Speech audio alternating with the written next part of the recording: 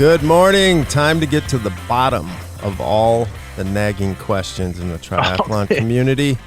Nagging? You say that in like a bad way. They're not nagging. They're there. Well, they're just frustrating questions, man, that need to be solved.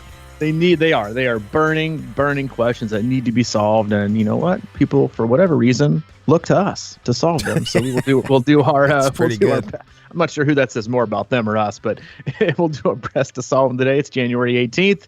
The year is 2024. Welcome aboard, everybody. You're listening to the Crushing Iron podcast, and this is episode 743. Yeah. And look, we can't solve your questions and your problems. You got to figure it out on your own. We can just throw a little bit of... We're breadcrumbers. Breadcrumbers. We'll just throw some crumbs in there. We're going to throw some breadcrumbs. We'll lead you in the right direction, but we definitely can't hand you a loaf. I mean, we'll give you our experience, right? And I know everyone hates it, right? Because he's going to say it depends. It depends. Yeah, it does depend. And it depends. It depends on, like, there's so many different factors things depend on. People just look for like a flat out, black and white answer. And there's just not. You just have to do a little bit of this, not a little bit, got to do a lot of this thinking on your own as a human and as an athlete, and like how it works with you, and like do your own due diligence. So we'll drop a little breadcrumbs, leave you some love along the way, but we're definitely not going to show up with the nice fresh loaf of sourdough on your doorstep or marble rye. Yeah, exactly. You got to do a little bit of stuff on your own. And we'll get into that today. But before we do that, it's the first time tuning in today. Welcome. We appreciate you giving us your time. We know you have quite a lot of options in the triathlon podcast universe and just podcasts in general terms of apps. We appreciate you tuning in today. We cover it all. We do swim, bike, and run specific podcasts. We do race recaps and also race previews. But for the most part, Mike and I as coaches, athletes, best friends, we just sit back, relax, have an open, honest discussion about what we're going through in life, not just as human beings, but also as coaches and athletes ourselves.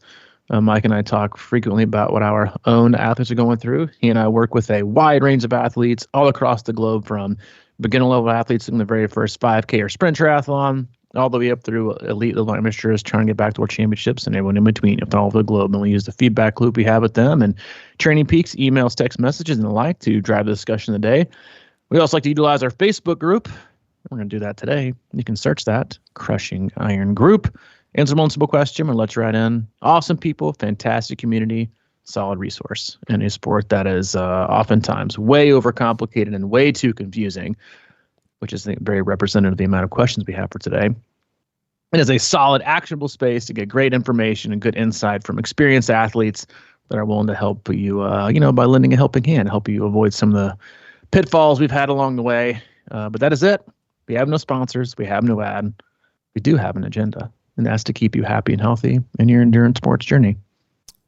Yeah, that's a good, I was thinking about, we're answering questions today and people want the truth these days and facts and things like that. But I was just thinking about how gray all this stuff is sometimes out there. It's really kind of hard to get to the truth. And I mean, I think you really almost have to just really define your own truth and figure it out and what works for you based on all the options out there.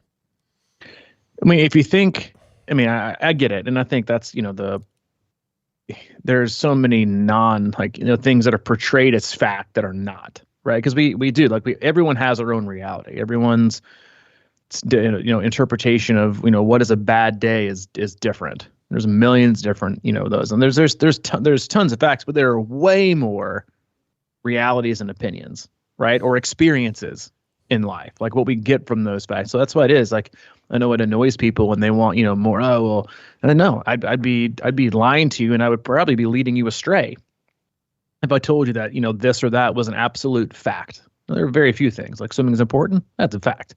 I'm not going to beat around the bush about that one, but other things. Oh, this is a fact, or has to be done, or you have to do this. There, it's rarely ever the case, and it's all about you and how you interpret things and what your life is like and what your experience is and what you like doing the most. There's just a lot of ways to skin a cat, and I think that's just a really important piece to remind people of as we dive into our questions today. And the first one is from you and I, one of you and I's favorite people, Glenn Rolbecky. Look at me. My Facebook time limit thing is going to just be giving me the business today. I got a 10-minute limit on it, and it's already telling me I've got 5 minutes left. I'm going to go ahead and ignore that limit for a little bit. Glenn Robecky asking for a friend. Yeah, I'm sure you are. Does a rear disc wheel actually help at 20 miles per hour if on a flat course, no wind? Well, it's funny he asked, because yesterday in our private Zoom group for our athletes, he asked if it was 22. So I'm not sure if you got faster than the last few days or or who this question is for. But listen, and as I said on the Zoom call, I do think it's worth it. I do think you will gain time. Do I think you'll gain near as much time as whether it's Flow, Zip, Reynolds, who are the other big, Ahead, Envy, all the big, wheel makers, are you going to gain as much time as they're going to say you're going to gain in the course of a 70.3 or a full? No, because the majority of there's like when they do these calculations and they produce like their white paper for these, like how aero and the time you're going to save. Same with bikes, like it's done at 27 to like 30 miles an hour. So you're not going to gain as much. The faster you go, the more benefit you get. But yes, you will gain some. And let's be honest, if you weren't going to gain time using a disc wheel at 20 miles an hour, then there would be no market for disc wheels because only about 15 to 20% of triathletes would actually need to use them. Most people would, and if anything, yes, it'll benefit. But like I said yesterday, the sound and the look and the greatness of what the hub sounds like when you pass somebody was worth the dollars. So yeah, I would definitely say it's worth. I know you're not a huge disc guy. I know you've rocked him a few times, but yeah, I have thoughts on that. I would say 20. I would say 20 plus. You're definitely in for a little bit of time saving. Yeah, that is if. I think this is interesting because I have rocked him a couple times, and I think it's something. First, I think it's for me. It was a handling thing. I felt different on it. What course did you use it? That was the thing, right? I did once at Wisconsin, and I think I might have done at Chattanooga. Full or half? Full. I don't do halves anymore. Don't do halves. No, I want to do a half, but I haven't done one in a while. It just felt different for me. Like on a course like Wisconsin, I know the pros. I don't think all the pros use them up there. There's something to be said about all those turns, and I don't know. It just felt a little. Just felt different. Yeah, it felt different. I was going to say heavy, but it felt a little more tanky. And they are a heavier wheel. Yeah, right? And that's obvious, right? There's more surface area to cover with the disc. Most, and listen, and that to me, that's the ultimate decision maker. No matter, and usually when people feel like they don't have a good handle on things, it's usually because their front wheel is too deep, right? That's where you're going to get like a more sway, and because it's right up there, it's where you handle the bike, right? That's where you make the turns. That's how the fork is. You have the fork in the front, not the rear. So you're going to get more sway and more kind of play and wiggle in your front wheel, depending how deep it is. But yeah, some people do say they just don't like the way that it feels. And then a lot of people, sometimes depending on how the disc is set up, will have a hard time changing the tube and the tire in the rear. It's just a little more difficult. Yeah. So yeah, I would say from an aerodynamic standpoint, from a time standpoint, for sure. On a time trial. I mean, the thing is I watch this Tour de France. They don't wear them, or they don't ride on those things. They do time trials. Yeah, but that's different. One of them. Yeah. Well, yeah, because for them it weighs a little bit more, but they don't have to pay near enough attention to aerodynamics because they're in a pack. It's all about watts per kilogram. Yeah. And so they go with the deepest wheel and what's going to be able to handle the best. And let's not get in the habit of comparing Tour de France riders with age group triathletes. And if anybody listens to that, they might. Well, they might. I guess that's the thing, right? Again, it depends. Yeah, exactly. Thank you. First one off the bat, it depends. For most of you, yes. Erin Elizabeth, this got a lot of traction. It seems like women are becoming a larger part of the tri community, and in particular, women 35 and older. How much do y'all pay attention to research on women in sports and how women's bodies change? Are you able to talk about the hard stuff with female athletes and adjust training as needed? Are there resources you turn to for this subject? In particular, I'm talking about our cycles, peri and menopause, transitions, and how it affect our training or goals. And they had a lot of pros in the, yes, great comment. A lot of action in that thread. And I got a lot to say about that. All right. So first and foremost, I think one of the most important things to understand is that, yes, women go through things differently than men go through things, right? That's a fact. Okay. And I think this is maybe the most important takeaway from this, is there is tremendous research out there in all areas, right? Definitely more on the men's side, right? But there's gaining traction more and more on the women's side. But the biggest thing to me, and this is, I think, the message I want all female athletes to hear, is that your coach's ability to understand you is not as much on the research as it is on you, the athlete. Concur. If you are not comfortable talking to your coach, whether they are male or female, right? A lot of female athletes like to pick female coaches. They feel like they understand you better. I get that. I know. I actually went through and looked to see what my kind of difference was, and I coach 65% women, 35% men. And the biggest thing, though, is that if you can't, because there's a lot of desire, I think, out there from women, like you said, especially 35, when we talk about perimenopause, menopause, the effects it might have. Do you want to manipulate or periodize training based on where you are in your cycle? And I get that. All that research is out there and readily available. I don't particularly go by the book. I just like to I like to look up at independent research papers based on that, because I feel like they're independent. Sometimes I feel like specific books have more of an agenda than this is the evidence we're presented with, this is how you should take it, this is what you should do as a coach. So I like to go for more like independent research ways. But the thing is, if you're and there, a lot of the responsibility, just like with men, falls on the ladies, falls on the athlete.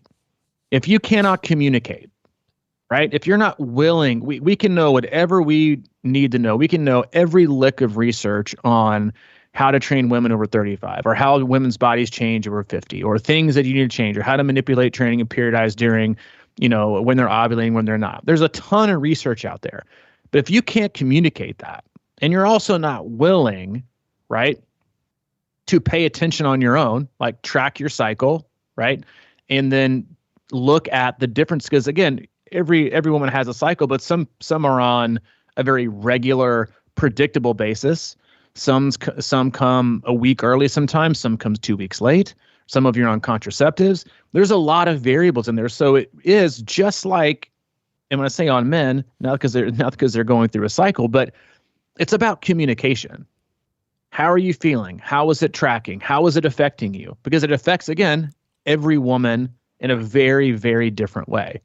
I train some athletes that are in the females that they are virtually unfazed during their period. I had a conversation yesterday with an athlete who we were talking through things, and she said, "Sorry, I'm right before my period, and I get a high level of anxiety right before." I said, I can't personally relate to that, but I can relate to that in my household, because my wife has a heightened sense of anxiety and like heavy house cleaning before her period. And then she feels better when she started. Like, these are not taboo topics. This isn't 20 years ago when you got to, when husbands would want to only go to the store at 11 o'clock at night to purchase tampons because they were embarrassed. Like, those days are gone. So there's a whole different world we're living in now. So the biggest thing is being comfortable having that conversation. And that is up to the athlete. Are you comfortable enough having that conversation? Are you comfortable enough sharing that information, right? A lot of athletes, some probably get in denial up to the point to where it's just more of a fact, when you could have probably manipulated things a little bit earlier. But yes, there are drastic differences in how you can train a female in the same way. I mean, and I see an example about men in the same way of communicating. Like, I find more differences between a woman and a woman, and a man to a woman, or a man and a man than I find between just the two genders segregated by themselves. because everyone experiences different things in life, right? You could have a male who is under an enormous amount of stress, has a high profile, high stress job, only gets 5 hours of sleep. If they don't communicate that to you, then you're going to be training them wrong, right? It's about communication, stress, raised cortisol levels, lack of sleep, possibly lower testosterone. There's all these, and that again goes on them. Same goes for you ladies. It is about communication. So you can have a coach, whether male or female. They could have read every book. They could be a Stacy Sims disciple and know everything there is to know about training women. But if you can't apply it and you don't have an athlete that's willing to engage to that level, then none of it matters. None of it. 0% matters. So as a female, and I have quite a few females that like to track their cycles, they put it in Training Peaks, when to do certain things. And the truth is that they're all different. Some can handle bigger loads during, some can't.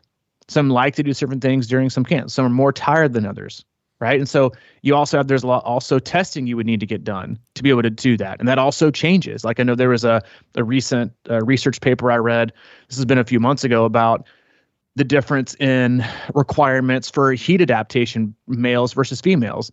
Males can generally get heat adapted anywhere between 5 to 7 days. That's all it takes for the men. Women need heat adaptation between 10 to 14 days. They take longer to heat adapt. And the reason that they take longer to heat adapt is because I've never thought about this from like a cooling standpoint, but I know. I always joke with Allie, I'm like, are you even sweating? Like, are you even working hard? And she's like, yeah, I'm working really. I just don't sweat a lot. And what the specific research paper found was that women take a lot longer to start cooling and to start sweating across the board. And so they need different interventions. So one of the ways that they did the intervention with these athletes was because the men would take 5 to 7 days, women would take 10 to 14 to heat acclimate. In order to kind of speed up that response, they would make them hop in a sauna for 20, 25 minutes to get them sweating and kind of like speed up the process and then go train. They also found that this is a different research paper, they also found that and this is like way like next level, I think something only pros would do, but they found that in a certain point in your ovulation, there is a giant testosterone boost for females. And then if you could time, like you could see major PRs like in power on the bike or weights in the gym. And if there was some way you could actually plan, right, if your cycle was predictable, and you could plan and pick like in the future, right? Let's say this was going to happen every, 4 weeks. So you could pick 24 weeks down the road in that exact day, and you could pick a race on that day, then you would obliterate all previous times you probably had, because you're getting that natural boost of testosterone during that period of ovulation. So again, there's tons of research out there, but same goes for, again, and I know I bring men back in conversation, not to not have a conversation about women, but what it comes down to is just overall athlete communication. And if coaches, and one of the piece there was, are you comfortable talking about that? As if you aren't willing to have tough conversations as a coach, you shouldn't be coaching. And having a discussion about a woman and her cycle or being on her period or the effects she has, and I know you would agree, that falls not even in like the hard part of conversations for the coach.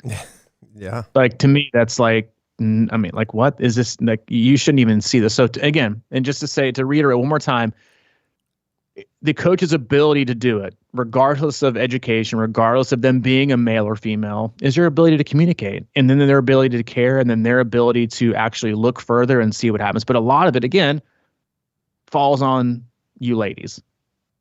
Tracking your cycle, tracking how you feel, and then how you feel during specific periods of the cycle when different training interventions are produced, right? Should it be more aerobic leading up to, your cycle, depending on what phase you're in?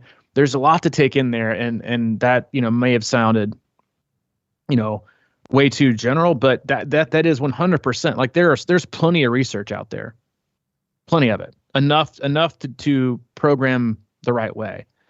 But if you aren't comfortable and you just don't think that a coach isn't gonna get it because they're a male, or which honestly is that to the athlete's detriment, because there is a significant larger percentage of coaches are male, and that's directly because the majority of the athletes that do triathlon are male, right? So that's just kind of how things normally go. And so if you have to either find a female that you're comfortable with or find a male you're comfortable with, doesn't matter. Find a person you're comfortable with, sharing that, communicating that, and to be diligent about it. Because if you're not willing to track your cycle and track how things feel and how things, on a very specific basis, then the knowledge and the application are almost fruitless. Yeah, I can't add a lot to that. Honestly, I mean, I'm an open book with that kind of stuff, and like you hit on it at the end, but I'm willing to go anywhere. I mean, there's been the discussions that we have with athletes sometimes is it's just pretty much wide open book stuff. So just, I guess my other thing is the communication, and it's not a big deal. I know that it is what it is, and Emily's actually reading Roar right now by Stacy Sims, and yeah, we were talking about that, and obviously there's some things there, so the differences need to be talked about, and I'm all about it. I am going to probably read that just because it's been something I want to do. There was a book I read, Men Are From Mars, Women Are From Venus. I read that, and it's just interesting. You're going to say you wrote it. I was like, the truth comes out. I could have wrote that book. No, actually I couldn't have, because it was very enlightening. But yeah, I mean, let's just, it is what it is, and let's just look at it and figure it out. I mean, that's just problem solving. I mean, people talk to me about depression and deeper things like that all the time. So let's just go there. I mean, it's a lot about, that's the best way to solve things, it's just to get them out. I mean, we can just kind of, I think, sit on things and they fester and whatever. But yeah, it's interesting because I think things do affect people differently too, I mean, that to me, that's the thing, right? And I think it's important as a coach to educate. I've read Roar, and I think it's got a lot of good stuff. And I think the best thing she ever did was just to shine a light on the need for more research. And then I just did all the research on my own. There was some research that validated what she said and some research that was contradictory to what she said. And so I think the biggest thing is just to, is to search, right? And your word for the year is to learn, right? Is to dig in and then ultimately figure out, hey, does this seem right to me in my experience? Because you can read a book, but if you haven't experienced that with any athlete that you've been with, male or female, then are you just going to totally change everything you do because you read it in a book? You shouldn't, because your real world experience that's different. And I just think that's a very important, distinction to make. And I think, as the sport grows and more females get into it, I think there will be an increased number of, and that's why I personally prefer to read research papers that do a male and a female together, right? So they do a group, like group A might be male, like the heat adaptation one was all about how to adapt for the heat, males and females, because that to me shows the real differences between the two, right? Because in my experience, this is long before Stacy Sims came out with her book. I mentioned, I think about our first podcast, is that I've always found as well that, and I had this conversation with the woman the other day, that in my experience, women can handle more training load and higher intensity and have a higher pain threshold and can push higher watts, like a higher intensity factor for long course races than men can. Right. And so I didn't get that from a book. I just got that from paying attention to some of the differences that the female athletes that I had were producing and comfortable with and how they were recovering well. I'm like, man, but you also have to be careful with that. Just because they can handle more, doesn't mean you give them more. And so it's a really fine line. And so I think educating yourself is crucial. It's a huge part of it. And I think every coach needs to do it in every aspect of it. But then again, kind of take what you learn and what you hear and what you read, and then also filter it through your own personal, especially if you've been coaching for a long time, filter it through your own personal experience. with athletes, with different athletes, what worked, what didn't work, what seems to be true, what doesn't necessarily seem to be true, right? We know what might be more of a general reach than a specific fact. And I think that's the distinction we have to make, especially in my opinion, when we read books and not specific research papers, is a lot of times we get caught up in general nets that are thrown instead of specific facts about an individual. And so again, that same thing goes for females, is that, one female that is 45 might need totally different training than another female that's 45. And you can't just kind of throw the book at them like, oh, well, this is exactly what you need to do because in chapter 7, it says we need this. Again, all comes back to communication, all comes back to being vulnerable, all comes back to being able to communicate things that, listen, I'd really talk about your menstrual cycle than I would about saddle sores. That's be a fact. And that's a natural thing that we all go through. But saddle sores, we get those all the time too. It's just, be open, be honest, and be willing to do your own, just like do your own, not problem solving, but the tracking to me is the biggest thing.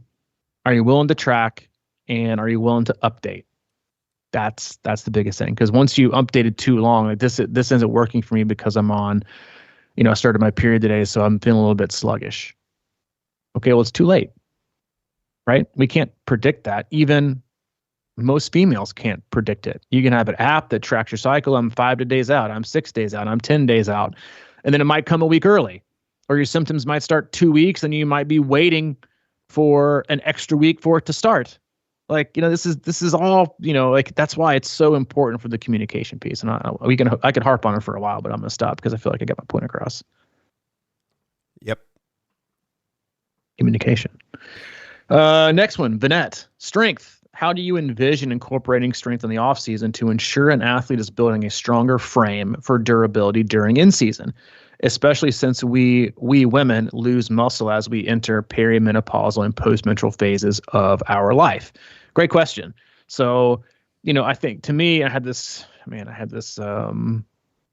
conversation again, like just the other week, talking about an athlete who likes to lift heavy because, it's a lot of things need to be periodized. A lot of things are hard to be periodized for athletes, because especially for age groupers. That's why I think it's so hard for us to look at professionals, their life and their training and their eating, their fueling. It's all easily periodized because they have no other outside obligations except for triathlon. Very few of them have kids. Very few have interruptions. If they do have kids, they've got a ton of support. But as age groupers, right, who are, husbands, wives, parents, co-workers, bosses, taking care of our parents, maybe, it's harder for us to periodize things, and as an athlete, because this athlete was talking about, heavy lifting, and I'm a fan of heavy lifting. Only one, if you can do it right. If you can't do it right, don't bother. And a lot of athletes can't do it right, and they wonder why they get hurt in the gym or they're sore after a week of, starting to do deadlifts for the first time. There's a huge benefit in running economy and short-term power on the bike when you do strength training and durability, right? And I'm talking about heavy weights, low reps. This time of year, and as Vanette's, I think, quote unquote, off season, that does a lot to increase durability, right? Because you're becoming more powerful. It's asking more of your entire body, not just your muscles, but your ligaments, your bones, everything else. But on the flip side of it, you want to do that far away from race day, when you're hopefully not doing near as much running, cycling, and swimming, right? To be able to handle more weight training stress, you need to alleviate and remove some triathlon-related stress, is you are really ramping up and maximizing your glycolytic system. So I quickly need a burst. Like when you're doing, 4x3s, right? Or supersets with squats and deadlifts and cleans, back squats, like you're not burning fat. It's all glycogen. So you're training your body to pull straight from glycogen. Now, is that something you want to do 4 weeks out from your Ironman? No. We're all about fat oxidation, right? You want to move more towards, functional movement, right? Maybe doing things, especially as a female, and if you had kids, like making sure your pelvic floor is strong enough. Like all these things you need to do. Make sure your hips are strong. It's another thing that so many male and female athletes totally ignore. We hear strength, we hear bigger muscles, sturdier body. But really what you could look towards too is just things that help stabilize things. Lower back, abs, core, hips. Like that's the meat of your body. That's the middle. That's what kind of keeps us. That's what keeps us together, right? And then as you move more onto the season, you periodize out of that, and you go to more. You don't maybe give it up all the way, but you move more to high rep, lower weight, right? We're all about burning fat, and so that goes with what you're doing as a, as a triathlete, which is your number one goal. And so I think that's just an important distinction for each athlete to make, even if whether they're male or female. But yes, I think and again, some women hate strength training. They're afraid of putting on muscle, right? I don't want to put on muscle. I don't want to put on weight. And then there's a lot of ways to put on, to do lifting to promote a stronger, sturdier frame without putting on a ton of muscle. And there's a lot of ways to go about doing that. That's why I think the high, but I always tend to hedge my bet. Even just my own athletes that I can connect with and communicate with daily is, if you can't do it perfectly, you're potentially it's high risk, low reward. So know what you're doing and know how to do it, right? But I think being strong, the later you get in life, this goes for men and women. The later you get in life, the older you get in life, feeling strong is a lot better than trying to get faster, because the chances and the likelihood of you actually gaining a ton of speed is small. Yes, you can get faster. Yes, we see it all the time. We see it all the time with our athletes, but the goal isn't to go do track workouts and high velocity type movements at their age. It's about how strong can we make you so you don't break down at mile 10, you just start breaking down at mile 23 or mile 10 and you get to the finish line with 70.3. It's about being stronger to hold that long, because a lot of you have that speed. And then, as you age, it's very similar to the run on the marathon of an Ironman. It's not how fast you go. It's how little you slow down, right? It's once you get to that peak, right, which you never really know when it is, but now it's about how much time can I not give away as I age? How close can I stay to my peak? And a lot of that comes with doing stronger things. Maybe introducing higher intensity, right? More big gear work, more strength work to kind of keep those, to keep the muscle loss and the bone loss, which is a huge thing, especially for women as they get over 40. How do I keep that at bay? How do I stay strong? How do I keep that solid frame? Because if I can keep that solid frame, then I can keep moving. I can keep running the same speed and cycling the same power and swimming the same length. If I can do those things, then I can at least hold on to this so my speed and my performance doesn't degrade as quickly as it might otherwise. As somebody who is definitely getting older and aging, my opinion on this is sort of like the heavy lifting, and to me that's like a whole different sport.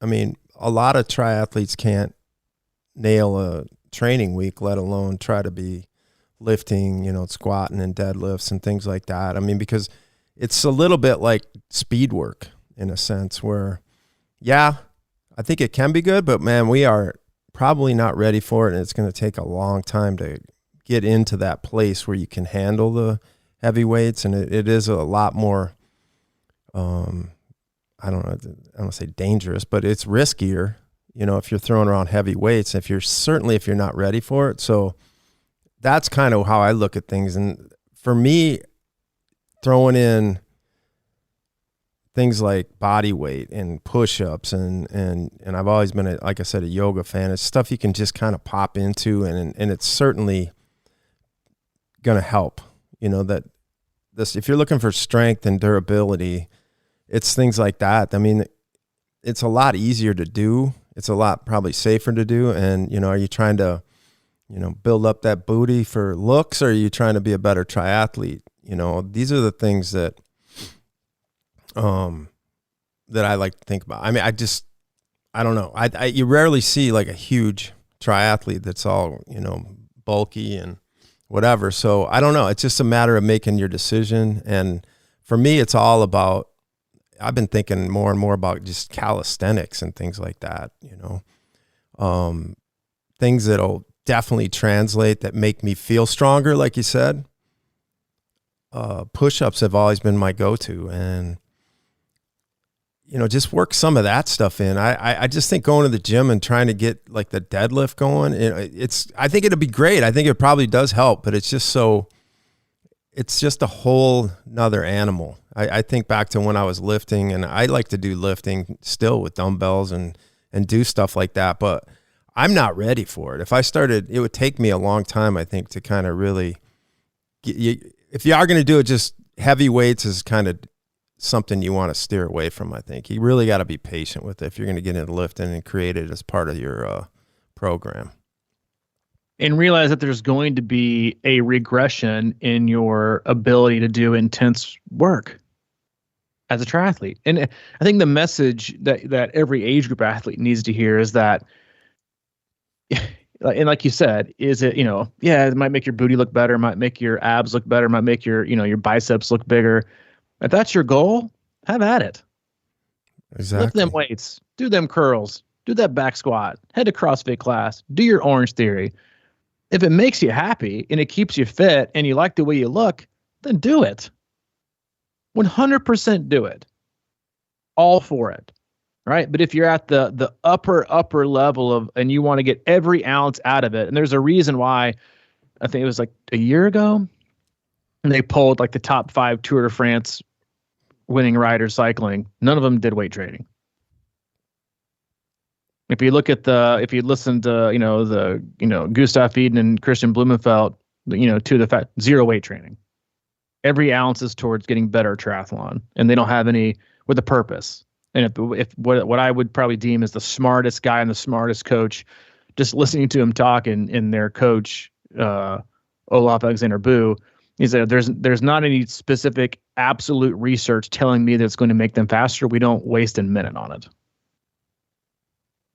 But we aren't them, right? And so if you want to build strength, and I think a lot of athletes, and I joke about it all the time, is some athletes in a placebo type way think the minute they start strength training, they get stronger. Yeah, I see right? that. And they, dude, I can already feel it on my run. I'm like, dude, you went to class on Tuesday last week. It doesn't work like that, right? But like I'm saying, if it works for you from the chin up or the chin down, it works, right? And so I just think, again, like that's an important distinction to make. But it's also why, like, if you look at the 400-meter runners, the 100-meter runners, they look like freaking ripped bodybuilders off the front of Men's Health magazine. And then you look at the marathoners, and they look like they might be 110 pounds soaking wet. Yeah. I bet they don't. I mean, those Kenyan runners, they're not out there lifting, hay bales and sacks of grain. They're just running. That's it. And so again, like if different buys different things, but at the same time, if you're an age group athlete and this is something that's important to you, it makes you feel good and you just like it, then absolutely do it. But just remember, like you said, you have to be prepared to have a significant period of time, in my opinion, to have, I guess for lack of a better word or a phrase, growing pains. If you're going to start doing movements, right, even like, when we put in like our leg foundation stuff and it's like so small, 95% of the time someone looks at it like, is this all we're doing? This doesn't seem enough. And then 2 days later, they're like, I don't even want to think about admitting this, but I'm sore from that workout. Mm-hmm. And there weren't even weights. So just be smart about it, work your way up to it. And then again, just remember there is a growing pain with it. I remember when I moved to Overland Park the first time, I was the director for operations for a set of gyms, and it was all about functional movements, deadlifts, squats. And so I did a class 2 or 3 times a week.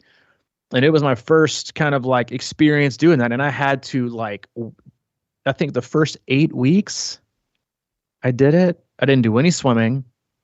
And I only rode the bike in like zone 1 and zone 2 and only ran in zone 1 and zone 2. Like I used my cycling as just recovery from running and recovery from the workouts that I did. That was it. Because I knew I tried to do an interval workout, I think like the second week, and my legs were just rocks. Because I hadn't adapted yet to the heavy lifting. So again, you gotta think through, most importantly, the time you have to give, that you're willing to give to it, how important it is to you, and then when you're going to do it. Like, don't start it in June, right? Don't start before spring break in March. You're going to race in April or May. You're not going to give yourself enough time, and you're going to sacrifice the gains you're going to make in your racing. So, but if that doesn't matter to you, if you feel fitter, if you like the way you look, like you look better naked when you lift weights, then lift weights, baby. Yeah, I agree. That's it. All right, next question. I feel like I've been doing all the talking today. Well, I'm gonna let you take this one out of the gate if I can find it. Here we go. Josh Heckard, new to triathlon and signed up for a sprint and for a 70.3 main this year, which is a downriver swim. Is there any specific in a downriver swim that I would have to think about training for versus a lake or ocean swim? Also, what do you guys do for safety when you open water swim so boats see you? Buoy? Question mark. Someone with you in a kayak or paddleboard? Question mark. Thanks for everything you do. It has been a wealth of knowledge for a beginner like me. Well, thanks, Josh. Way to soften us up there towards the end. Go ahead. Go ahead. Okay, I'll just start. Is there anything specific to do with the downriver swim? I think first of all is just not take it for granted. You took the words right out of my mouth. All right. Well, see, that's the thing. I can sum it up real quick. Just don't take it light. But yeah, obviously, swimming down river, you want to be a little longer. So, just build strength and take advantage of it, but don't be light on it. Swim hard and make sure that you're taking advantage of the downstream. So it's like you didn't even swim that day. What else? Yeah, it depends where you're at, I guess. Yeah, a lot of people use those buoys. I have one. I wear it a lot of times, even though there's no boats on my lake. Not a lot. Say you could probably swim in your birthday suit and nobody would even know. Yeah, they have these little trolling motor pontoony things, and so sometimes I'll wear that, and we kayak out here. Yeah, if you can always have somebody, I think that's great. Those things, they say they're not float devices, but they definitely make me feel a little bit safer. I think that's the main thing. If it makes you feel safe, wear it. I'm terrible at that kind of stuff. I just kind of go out there and swim, but I swim in like groups and stuff. No, but you nailed it. One, for a downstream swim, don't take it for granted. There's still time in water to be had. You're not going to get a free ride. That's why I hate like the obsession now, I feel like, with Ironman and finding all these races that are downstream. You're just, in already a sport that doesn't take swimming seriously, you're just like, you're just leaving the door wide open for people to not take the swim seriously. And so, yeah, I think, taking it seriously is the first thing. And then you said it perfectly. Long and strong strokes on the downstream is the way to go. Long strokes, really, really finish far back, because what you do when you finish far back, one, you're already getting assistant with the current. But if you're getting a downstream swim, the current is actually pushing against you. So as you're pushing back, the current's pushing your hand, which causes you to propel yourself forward more. Huge deal, huge benefit. So long and strong strokes versus open water, lake, and especially ocean, you're going to be looking at higher turnover, more strenuous swimming, right? And probably for a longer period of time. But yeah, like you said, definitely don't take it for granted, for sure. And I think that's you're still swimming, you still have to swim. And I think that's just a big difference. Caroline, recommendations / advice for choosing your first full Ironman race, which are known to be well organized or have a solid course, etc. What's your take on that? Well, I have to speak from only experience again here. So, I did Louisville back when it was Louisville, and that was always great. I've done Chattanooga, and that's always great. And Wisconsin, to me, is the best, but I haven't seen them all, So one of my big things for me is I don't like traveling around the world to do a race. I like to keep it kind of fairly accessible. So to me, that's a big deal. Ironman Wales isn't on your bucket list? Well, is that the real hard one? Yeah. That's kind of in the back of my mind, bucket list, but I'd probably, well, no, you never know, but yeah. That's the reason I want to do it though, is because it's hard. Mm-hmm. That's after doing several, but that's the reason I love to do Louisville, because it used to be so damn hard.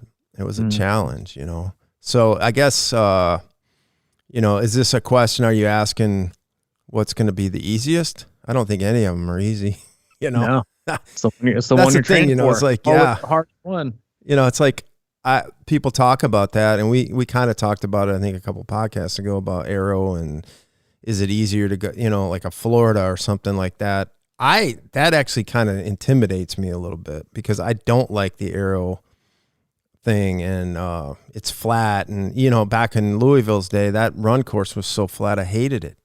It became, you can go, I mean, it's one of those things. One little hill under the underpass. Yeah. All you got. I like a little hill, some rolling hills, because it mixes up the stride and, the everything. So running on a flat, while it sounds easier, to me, it becomes harder. So this is such a, it depends question. Oh yeah. Because I mean, if it's your first one, what are you trying to get out of it? The experience? Just to finish? Blow the doors off? Easy for family, easy to get to, train on the course, great support. Man, there's like a whole checklist you need to go down. If you're looking for the easiest ones, those are simple, right? But I think the first thing that every athlete needs to think about with all races is where in the calendar does it fit, and is in that date on the calendar fit into my life? Because if it doesn't fit into your life, it doesn't matter. You're not going to get it done. You're not going to be trained enough. So always look at I always saw this. Where does that fit in your life on the date? Because regardless of how hard the course is, if it's a super quote unquote easy course, but it falls in a really stressful time of life, you're probably not going to do as good as if you sign up for a course like. That's why I love the Wisconsin timing. Because for most people, if you're going to have, you're going to ride outside from May, June, July, all of August, kids go back to school middle of August, you're only maybe 1 week extra to like a big build before you taper. That's the best case scenario. And it's going to be a little bit cooler, more than likely, than what you were training in. All right. Another thing to think about, am I going to have to train somewhere cold and then go somewhere hot? Or do I get the benefit of training somewhere hot and going somewhere cold? Right? Am I going to pick a flat race when I don't have flat to train on? So I got to be stuck on the trainer to do my actual aero riding when I live somewhere hilly. And I don't want to be stuck outside in the summer. Or do I live somewhere hilly and I'm going to be somewhere flat, and vice versa? How's the run? To me, the first one, the one thing I think you have to think about when your first one is why that one, and what does it mean to you? Is it that race? And you won't really know, I don't think, unless you go to YouTube and watch videos.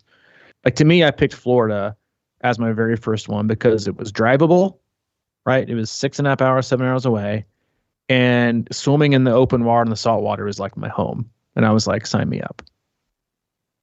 And I could see myself doing it. I could picture myself on those hard days experiencing the race. I had watched enough YouTube videos and seen enough things to know that I could, this means something to me. Even though I haven't been there, even though I felt it, this means something to me. Same reason when Louisville came back as a 70.3, it was a no-brainer because I have a sense of I have an emotional, mental connection to that race. And I think that's just a very underrated thing for people to think about. Is it a race where your family, do you want your family to be there, your spouse, your kids, your friends? To me, that's the stuff you got to look at first, especially in your first one, right? The total overall perfect experience. Great fans, hard course, awesome finish line, friends and family are there to support. I mean, because honestly, at the end of your first one, at least to me, and I know for a lot of people, that's all I cared about. Seeing family at the finish. Red carpet. So think about that, right? And I think that's why a lot of athletes have this. And that's why, Wisconsin's special to me, in a lot of ways. I get a different feeling, right, when I look at that course and when I picture myself in that course, and I might picture myself on Chattanooga, even though I lived there and I've been on the course and I've done the 7.3. It's just, it doesn't get my juices flowing. It doesn't get me in my feels, so find a course that gets in your feels, whether it's a location or a city you're familiar with that kind of brings up a certain memory. Look for that first, because that is what will help get you out the door on days you don't want to. Yeah, the fear will be there because it's your first one, but find one where you're gonna like, honestly, that how you know you've picked the best course is if you can get on the trainer and watch a YouTube video and watch the people finish and get teary-eyed. You know you picked your perfect course. Mm-hmm. Yeah, you nailed it, dude. That's exactly what I wasn't even thinking of that, but obviously Wisconsin had a huge impact on me because it's where I was from, and I was living in Nashville at the time. And like you said, I probably watched almost every day a video of that mass start swim. I just was something about that just pulled me in every single day, and I just wanted to be a part of that. I knew it was going to be a bear and it was going to be a bitch to get through it, but it was just so intriguing. And then, they hear about the bike course, and we went out and drove it the day before, and I kind of wish I hadn't have done that, but because it seemed a lot harder when you're in the car. But yeah, and my family and friends showed up. It was amazing. That was perfect. Yeah. Love it. Next question. Brandon Rudder, every triathlete's favorite question. Are cool downs necessary? I mean, listen, as a coach that's been doing this for a long time, I have often considered strictly renaming the cool down. Yeah. And just naming it, main set number 3. Because if you call it main set number 3, no one bitches and moans about it. If you do, 2 to 400 warm up in the pool to get loose, 850s, alternate every one, build every other one easy. Main set 10 200s pull, on 20 seconds rest, or in zone 3, so hard workout. And then instead of putting cool down, you just say main set number 2, 2 to 400 easy pull. People do it. You don't get any bitching and moaning about the cool downs. I got to get the main set done. Right? Yeah. Or if you just layered it into the main set, like, oh, is there a cool down today? Yeah, that last little 2 to 300 that said to do easy at the end, that was the cool down. Oh, you got me. Right. So I always, to me, the cool down important? Yes, because it helps remove and shuttle all the damage you do. Because again, especially if you're doing intervals, right? There's really no cool down if you're doing aerobic work. It's all one. You're creating damage, but I always stop. Maybe a quarter mile from my house and walk the rest, just to kind of loosen things up a little bit. I also like to walk before I start. And then in swimming, I definitely like to cool down, just make sure I keep a feel for the water and loosen things out, especially if it's an interval set. But yeah, it's about when you're doing interval work, it's about shuttling all the damage you did through your blood, so you can cleanse it and be done with it and not be so sore. Right? I mean, everybody knows and probably has experienced doing a really hard workout, right? Immediately taking a shower, then immediately going to sit down for, 3 hours at your desk. And you get up and you're like, oh my God, my quads are rocks. Yeah. So yes, the cool down is an important piece of the workout, but it is 100% the most often skipped. In my opinion, for some athletes, just pick. You want to cut the warm up short or the cool down short? It's risky. Yeah, it is. It is. It's risky. If I may use an analogy here, I've always kind of had a theory on this, and it's from doing a lot of yoga back in the day. And at the end of yoga, you bust your ass and do a lot of the warriors and the strength poses and all these kind of crazy things. And at the end, they make you lay down, and they call it shavasana. And I asked, you lay on your back and you just kind of like drift off. And a lot of times I would even fall asleep, which is rare for me to sleep on a hardwood floor. But I asked one of my instructors once, I said, what the shavasana? Why do I have to do? He goes, it's the most important part. Yeah. Because it lets your work sink into your body. And that's exactly what you're saying in a different way, I think, is that it spreads that blood around, and it lets the work that you did sink in and take effect. So very similar to what we talked about on Tuesday about, are you recovering or are you beating yourself down? Like, are you promoting recovery and adaptation from the workout you just did, or are you just moving on to the next thing and not setting yourself up for the best recovery? Yeah, that's adaptation. That's what How do you let it adapt? Yeah, that's greuld Maybe two more. We'll see if we can sneak in two more questions. Oh, you think so? Let me get the end there. What's that? What'd you say? I thought we were about the end there. Yeah. Nicholas Berry, how do you plan training for someone who isn't planning to race for a season? I mean, to me, this is actually a fairly simple question. And I think it's to me in my experience, because I've got multiple athletes that they just don't like to race. Too stressful. I don't want to do it. It's just a lot of work. I just want to train because they just like to get better, fitter, better. That's it. It's really so. I've got, I think, at least 15, 20 athletes right now that have no race calendar set for 2024. They just aren't sure. So what do? We try to get better. Maybe better overall. Usually is what I try to focus on this time of year, depending on what they're working on or what if they do have a goal. But still, if you're not racing, make a goal. I want to get better at something. But the number one thing is to get better, right? How do you train? I don't have a race. I don't know. Yeah, okay. So what are you going to do? Get slower? That's what I always like to ask people. Do you care if I don't race next year? No. I mean, unless you plan on trying to get slower, then yes, I have a huge problem with that. Because that's what I think a lot of people fall in the trap of is you should always be trying to get better. Always. At one discipline or all disciplines, trying to get better, stronger, faster, more efficient, all those things. You should always be trying to get better. Races are just benchmarks and fun along the way. You do it to get better, right? And I think that having that appetite is what sets the best athletes apart from not. Because if they don't have a race and they just commit to getting slower, I don't have a race, I don't really need to train. Okay, well, have fun getting back to where you were when you were training and then wonder why you produce the same, results every year or you're getting slower. Just because you don't have a race on the calendar doesn't mean you don't need to be training.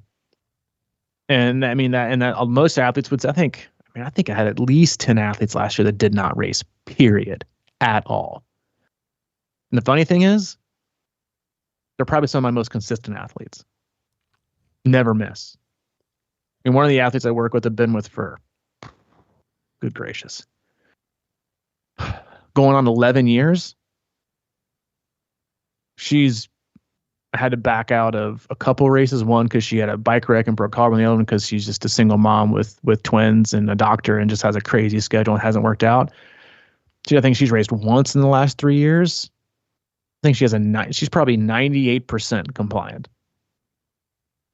She just wants to get better, healthier, use it as stress relief, have a goal. Like we're all better when we have goals. We're all better when we have structure. We're all better when we have routines. So I think this one is because you're not having to periodize much. You're just trying to get better each week, right? Because you don't have a goal you have to peak for. Because as a coach, that's the absolute hardest thing to do. Get your athlete to peak on this one day of the year to have their best race. That's a lot more stress than an athlete who's just trying to get better and they don't have to be better on June, 23rd. Yeah, couldn't agree more, man. Last one. Kristen Lanning. Do I really need to have 3 pairs of running shoes and bike shoes if I'm only doing sprint distance tries? Also, could you address the body inclusivity of tri? I ask as a heavier endurance athlete who is now passionately all in on tri because quite frankly, I saw athletes who look like me completing not just the Chicago Triathlon, but Ironman distances as well. Yeah, two great questions. We'll end them here. Do you really need 3 pairs of shoes? Well, Nicole Winger would say 3 is 17 short of what you really need, which is 20. She is our C26 coach and shoe guru and Fleet Feet extraordinaire. I've got 2 different pairs, but one's my race shoe, one's my normal shoe. So yeah, I'm not of the rotating ilk. And then bike shoes, who the hell needs more than one bike shoe? To me, it's hard enough to find one bike shoe that works and that fits.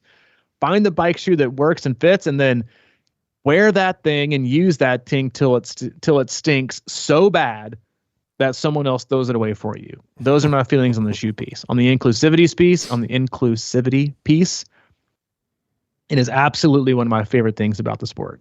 Mm-hmm. I know you and I both come from being what we would consider definitely overweight. I know you got into the sport overweight. I did too, long time ago. think I was, for me, 220 was very overweight. I weigh in the 180s now, been in the 160s, 170s before. But I remember I headed to the gym the first time because I was overweight and needed to get my life back on track. And I did one length of the pool. And then, but having been heavier before, I do still see myself as heavy when I look in the mirror. I think a lot of people have that struggle, right? Yeah. We've seen our imperfections in the mirror, so we see them again. I remember one of the very first, I think I shared this before years ago, but one of the second triathlon I ever did, Kiowa Island Olympic triathlon. I was standing on the beach, looking around at my competitors, and I felt just so out of shape. And like these guys looked so more elite. Their arms were ripped. They looked like they were going to demolish me. And the interesting part about that story is when I was living in Hilton and I was working for Ocean Rescue, I was, I don't know, maybe 170, 175. And for me, I was ripped. I had a six pack. I was tan. I was living the dream. Yeah, buddy. But I looked at them and I was like, I don't belong here. Not only do they look fitter and healthier, but they sure as hell look faster. I remember I got out of the swim. It was super choppy now, like to where you couldn't even see competitors. I got out of the water. People were cheering. I was like, I'm dead last. I'm dead last. I'm getting all this ovation because I am dead last. I am the midnight finisher of this swim portion of this Olympic. And I come over the big stand and I look at it. I'm expecting to see my lonely little felt SR22, my red one with regular wheels on it, just dangling there. And I had just bought like 3 months prior. And I come over the sand dune and I'm expecting to be totally let down. And I was the second person out of the water. Nice. And that was my first like real realization that one, what you look like doesn't matter. Period. But I think no matter how fit you are, how much you weigh, how little you weigh, how much weight you've lost, how much weight you've gained, how strong you feel, how fit you feel, I think we all get to the start line and look around and see maybe our insecurities instead of what you talked about here is as the question, and like seeing people at the Chicago Triathlon, Chicago Marathon, is instead seeing the opportunity and the welcoming format that is triathlon. It is got to be one of my favorite parts of the sport, is how open. And I know you and I both. I work with athletes that females in the low 100s, the 105, 110 range, and I work with athletes in the 300 plus range. I love it because we are all out there to do our own race and to run our own race, and that's why I think it's just as it's great to see an athlete out there competing. I get the same feeling when I'm driving down the road and I see a person trying to shuffle, run, walk that might be overweight. I'm like, hell yeah, dude, honk honk, go get it done. Because why would you ever boo or shame or want to make someone feel not welcome that's trying to turn their life around and do something better for their health? The sport has no place for that, period.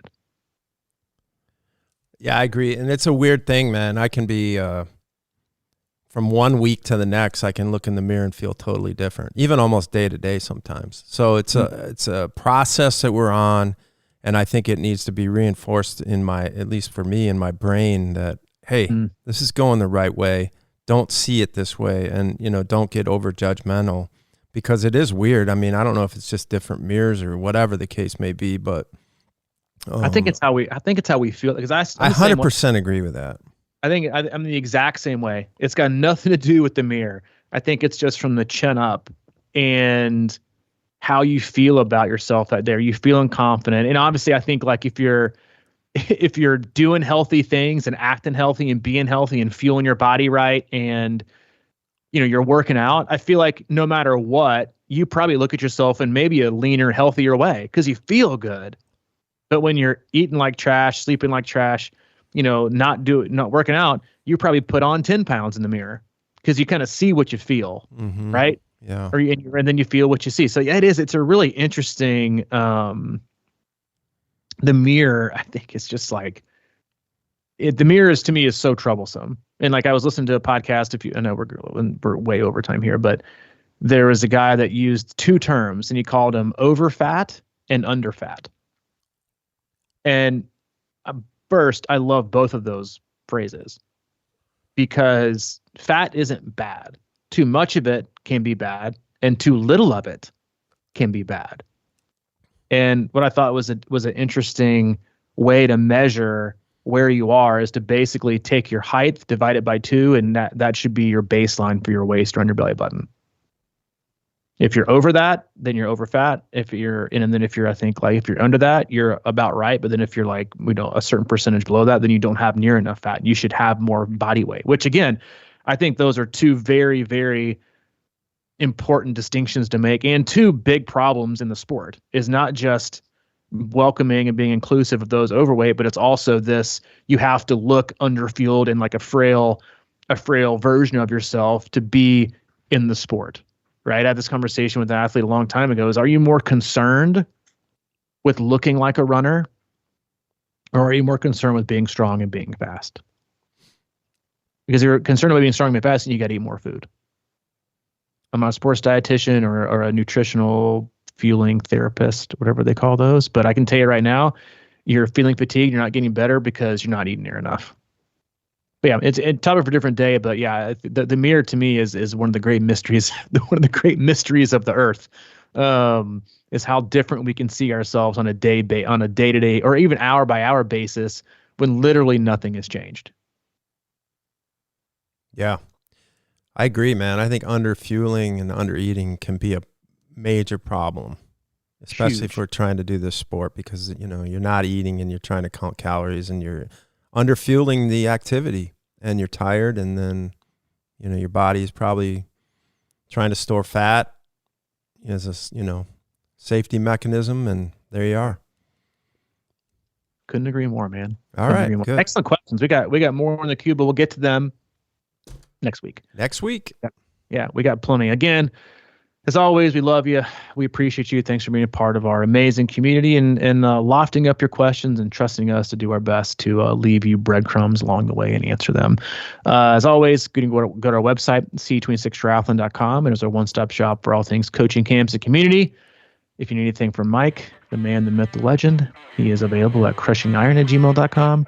If you need anything from me specifically, c26coach@gmail.com. All right, buddy. Have a great weekend, man. See you, man. See you, dude. See you.